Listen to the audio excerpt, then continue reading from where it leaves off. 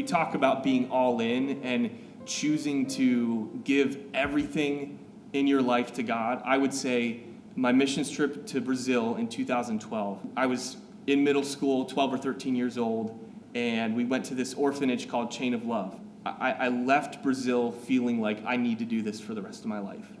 I've never been happier than when I'm serving God.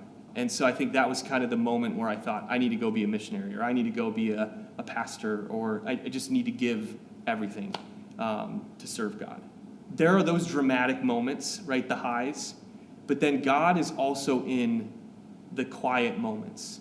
You know, in our world, we want to see the exciting, like the grand, the, miraculous, right? And those things, God does those things. He can, and he still does. But I think often where my relationship with God is the most real and the most personal is when I see him in his word. Like when I'm reading a passage and it's exactly what I was going through. It's connecting to my life and it's personal to me. And I think, wow, God just spoke to me. Like I just heard God's voice through reading a verse in the Bible. And I'm going through something, and here's a verse that it relates exactly to that thing. You know, life is not like a constant mountaintop. That would be exhausting, like you would crash. But life is, often your Christian life is lived in that, like that, just the mundane, right? Just the day-to-day, and being able to spend time with him each day and actually hear from him in his word, I think is, that's how you stay connected.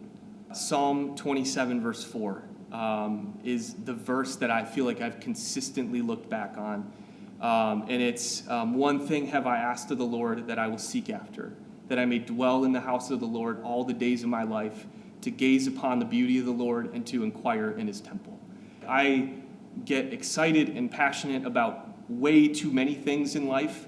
I feel sometimes like a kid in a candy shop, and I'm just like, whoa, this is cool, and this is cool. And, finding new hobbies, finding new things that I love. And I think one of my struggles, one of my weaknesses is that I often put those things above God, right? I often let my hobbies become more important, or my relationships become more important. And I think I just, because I'm excited and passionate, those things elevate higher than they should be.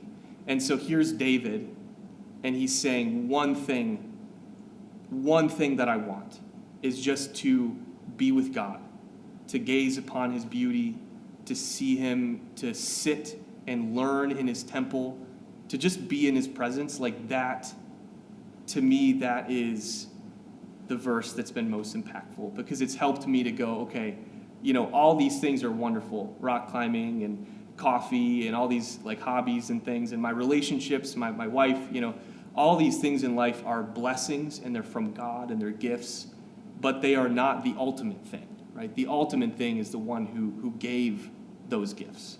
But I think really the most impactful and important things that I've seen or that I've been blessed by has been relationships, like deep relationships with these leaders in my life, whether they were youth pastors or camp counselors, or when I went to college, I had a discipleship coordinator who was like, I met with all the time. His name is RJ. Like, RJ was a huge piece of helping me grow in my faith too.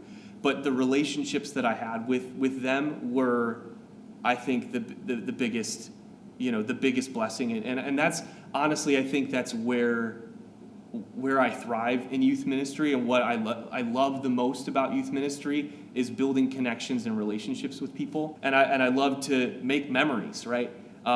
Getting to go to summer camps, with being on the other side of summer camp, right? I've been a camper, but now to be on the other side of summer camp, and I can be a counselor, or I've been a counselor, and I've also just been a youth leader taking their kids to camp. Man, just all the connections that we had, just goofy and crazy fun connections, but also really deep conversations.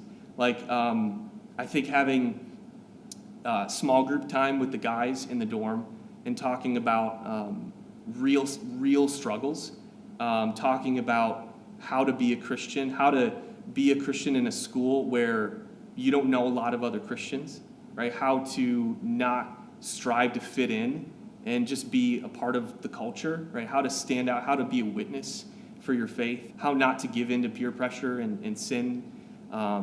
Like those conversations where things get real, I just live for that. Like that is my favorite. And I could do that kind of thing for the rest of my life and be happy. Like I could be in youth ministry building relationships and doing that for the rest of my life and I would be happy.